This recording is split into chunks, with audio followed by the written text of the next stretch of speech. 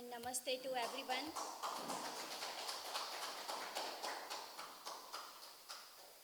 First of all, thank you so much to all of you for supporting and coming for this event today, because this is the event of my success, and moreover this is the event of world record. So सबसे बड़ा thank you जो देना चाहती हूँ सबसे पहले, जिसके बारे में बात करना सबसे पहले बहुत इम्पॉर्टेंट है कि मैंने कभी सोचा नहीं था कि मैं कभी ऑथर बनूँगी या मैं कभी कोई बुक भी लिख सकती हूँ। कभी भी नहीं सोचा था आज तक। और आज मेरा 3 बुक्स पब्लिश हो चुका और 3rd बुक के साथ मेरा वर्ल्ड रिकॉर्ड बना है। ये कभी सपने में भी नहीं सोचा था कि वर्ल्ड रिकॉर्ड भी होगा और कभी ऑथर भी बन सकती हूँ।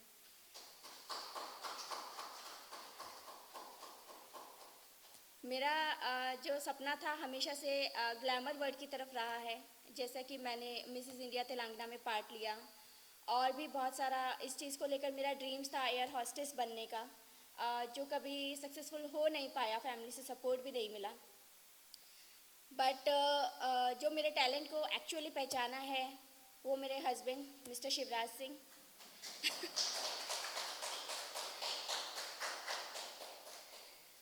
और फर्स्ट बुक जब मेरी पब्लिश हुई थी तो ये स्टोरी थोड़ी शायद आपको अजीब लगेगी कि मैं बुक लिखना भी नहीं चाहती थी, बट मेरे हस्बैंड ने मुझे बोला कि जो भी आपके थॉट्स हैं वो अगर आप सोसाइटी तक या जिन लोगों को भी आप देना चाहते हो उन तक पहुंच ही नहीं रहे हैं तो फिर उनका कोई फ़ायदा नहीं है।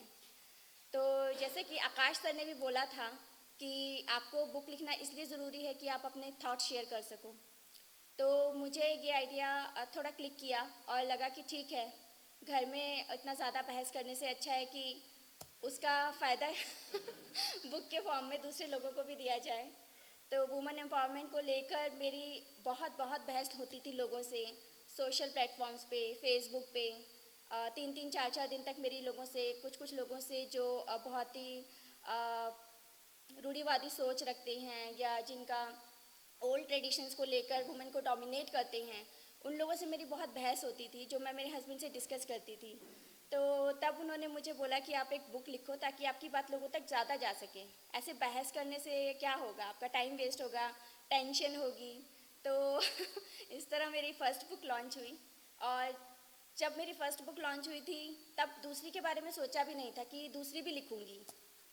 बट एक के बाद एक ऐसी सिचुएशंस हुई या एक के बाद एक ऐसा सिलसिला बनता गया कि आज मेरी 3rd बुक हो गई है।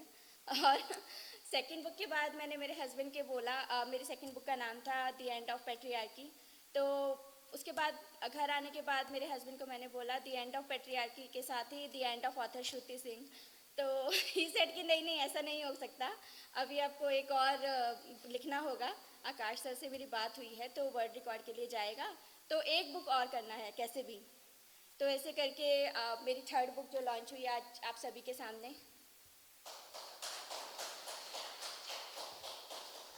और जिसके साथ मेरा वर्ल्ड रिकॉर्ड बना। और इस बुक के बारे में मैं आपको थोड़ा सा बताना चाहती हूँ।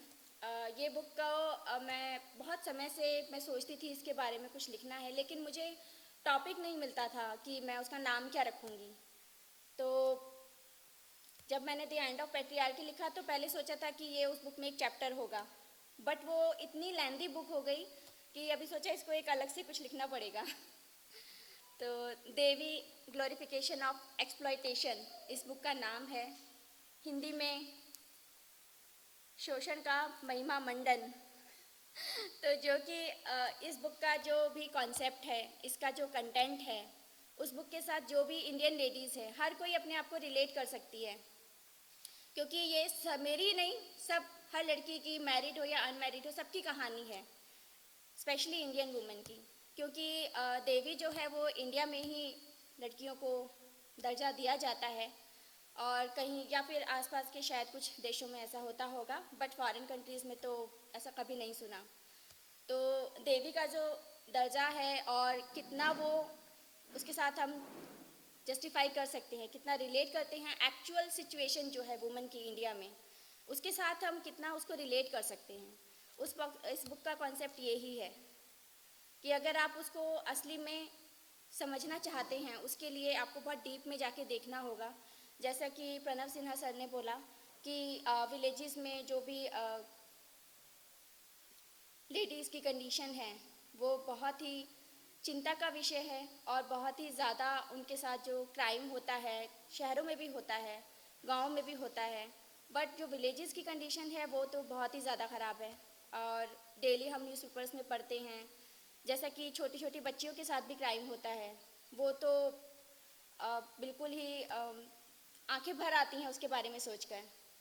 तो जिस तरह से लड़कियों को कन्या पूजन किया जाता है और उसी पे उन्हीं के साथ क्राइम होता है इंडिया में, या फिर उनको जो भी अ, उनको गर्भ में ही मारा जाता है, वो सब चीज़ों को लेकर हम लोग कैसे एक देवी का दर्जा देते हैं एक लड़की को।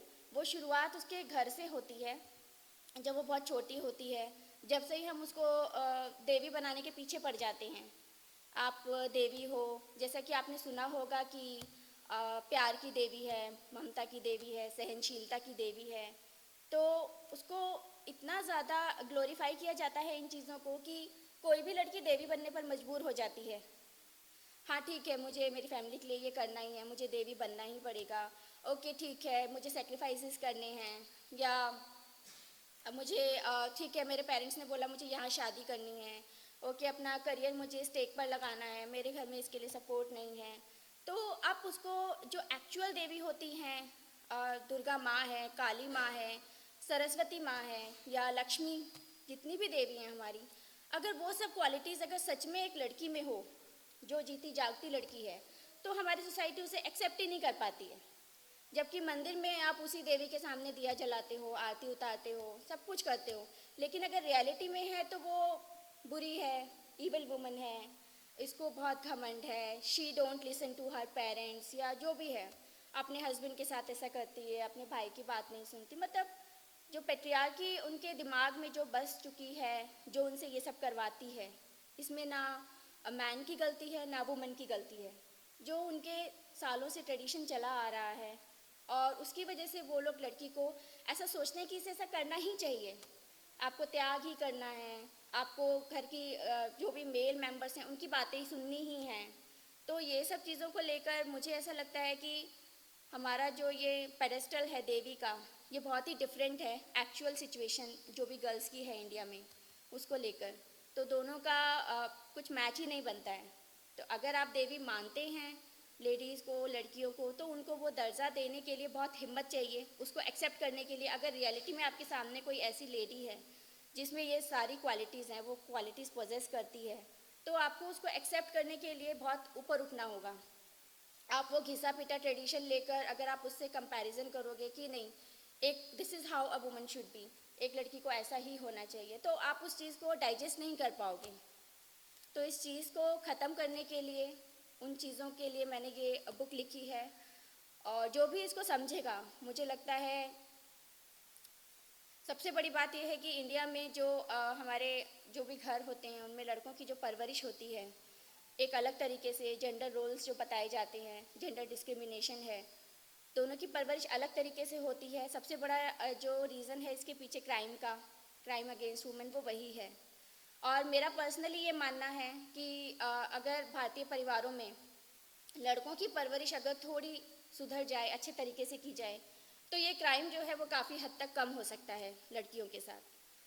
बेसिकली अभी सर ने भी बताया, प्रणव सिन्हा सर ने, कि बहुत सारी स्कीम्स बनाई जाती हैं, गवर्नमेंट में स्कीम्स लॉन्च होती हैं कि आपको उज्ज्वला है, या फिर जो भी अभी ये सब क्या होता है कि ज़्यादातर इन पे मेल डोमिनेंस हो जाता है। अगर कोई लेडी किसी इलेक्शन में जीत जाती है, या फिर वो गांव की मुखिया है, तो वो सिर्फ उनके ऊपर एक टैग लग जाता है। उनको जो डोमिनेंस करते हैं उनके घर के या मेल मेंबर्स, उनके फादर या फिर हस्बैंड, वो ही डिसीज़न लेते हैं। वो सिर्फ एक टैग है, वो मुखिया है, बट उनके डिसीजंस वही लेंगे। और अगर कुछ पॉलिटिकल वोटिंग करने जाना है, तो भी उनके जो डिसीज़न हैं अपने नहीं होते हैं, उसके हस्बैंड के क्या पॉलिटिकल व्यूज़ हैं वो उसी को वोट करेगी, अदरवाइज़ उसे टॉर्चर किया जाएगा घर में, और या फिर उनको तरह तरह की धमकियाँ दी जाती हैं। तो कैसे भी करके उनको देवी बनने पर मजबूर किया जाता है, अदरवाइज़ उनको बहुत बुरे बुरे नामों से जो मैं बोल भी नहीं सकती, बहुत बुरे बुरे नामों से संज्ञा दी जाती है, ये तो ऐसी है वैसी है। तो इस चीज़ को अगर ख़त्म कर सकता है कोई, अभी लड़कियों को बोलेंगे नहीं आप बर्दाश्त करना बंद करो, आप क्रांति करो अपने घर में, आप ये कर दो वो कर दो, तो ऐसा नहीं होता है। बहुत हो चुका, बहुत सालों से हो रहा है। मुझे लगता है कि करने की ज़रूरत है तो सिर्फ मेल मेंबर्स को है, उन्हें रोकना होगा इस क्राइम को, अपने बच्चों की परवरिश सुधारनी होगी और उन्हें स्टैंड लेना होगा आप सभी लेडीज़ के लिए, अपनी बेटियों के लिए, अपनी वाइफ्स के लिए, कि हमें ये सब करने से रोकना है। पहले हम बंद करेंगे तभी हमारे बच्चे भी, आने वाली जनरेशन में भी ख़त्म होगा। तो सभी मेल मेंबर्स से मैं, जो भी इस बुक को पढ़ेंगे या जो भी यहाँ पर मौजूद है, मैं यही गुजारिश है और चाहती हूँ कि आप लोग खुद से स्टैंड लीजिए अपने बच्चों को, क्योंकि ज़्यादातर क्या होता है कि क्रांतिकारी जो सोच होती है वो दूसरों के घरों की औरतों की बहुत अच्छी लगती है, और जब अपने घर में होती है तो फिर झगड़े होते हैं कि आप तो दूसरे लोगों को भी भड़का रहे हो, आप हमारे घर की लड़कियां ऐसा नहीं करती हैं, ऐसा नहीं बोलती हैं। तो आजकल के ज़माने में जो देवी कहा जाता है, वो सबसे ज़्यादा जो औरत सहती है, खुशी से अपना एक्सप्लॉयटेशन होने देती है, बस वही देवी बन जाती है, बाकी सब वो बुरी औरत कहलाती हैं। तो उसका मीनिंग यही है, सबसे बड़ा देवी माँ का एग्जाम्पल जो दिया जाता है, जो सीता मैया थी हमारी रामायण वाली, तो वो देवी क्यों कहलाई? क्योंकि उनके हस्बैंड ने बहुत ज़्यादा एक्सप्लॉइट किया। हो सकता है ये बातें बहुत लोगों को बुरी लग जाएं, बट ये मेरा पर्सनल व्यू है कि जब उनका पत्नी धर्म निभाने का बारी थी तो वो वनवास गई राम जी के साथ, और जब वो वापस आई और उनको सब कुछ एंजॉय करने के दिन थे, जो राजपाट था, तो उनको छोड़ दिया गया जंगल में, वो भी प्रेगनेंसी में। तो मुझे नहीं पता कि ऐसे उन्होंने क्या एग्जाम्पल पेश किया दुनिया के सामने, कि अपनी वाइफ के साथ ऐसा करना चाहिए या नहीं करना चाहिए, या उनको क्यों भगवान माना जाए। ये मेरा पर्सनल व्यू है, किसी के भी रिलीजन को मैं या रिलीजियस व्यूज़ को ठेस पहुंचाना मेरा मकसद नहीं है इस बात को बोलकर, लेकिन मेरा पर्सनल व्यू है। तो मुझे ऐसा लगता है कि ऐसी ही लेडी जो सब कुछ चुपचाप सहती रहे वो देवी कहलाती है, या जो नहीं सहती है, अपने लिए स्टैंड लेती है, या वो भी देवी कहला सकती है। तो ये मेरी बुक का मकसद था। बहुत ही मेहनत से मैंने ये बुक लिखी है और बहुत मुश्किल से ख़त्म कर पाई हूँ। पिछले 5-6 दिन पहले तक मैं दिन रात इस पर काम कर रही थी, क्योंकि वर्ल्ड रिकॉर्ड का टाइम ना ख़त्म हो जाए, वर्ल्ड रिकॉर्ड बन नहीं पाएगा। बहुत मुश्किल से मैंने इसको ख़त्म किया, लेकिन जो कंटेंट है वो मैंने आप सबके साथ शेयर किया, और आई होप कि आप लोग इसे, आपको सबको मैंने दिया है तो प्लीज़ उसे पढ़िए, और आप सबका रिव्यूज़ मिलेगा तो बहुत खुशी होगी। और मेरे हस्बैंड के लिए प्लीज़ एक बार ज़ोरदार तालियां हो जाएं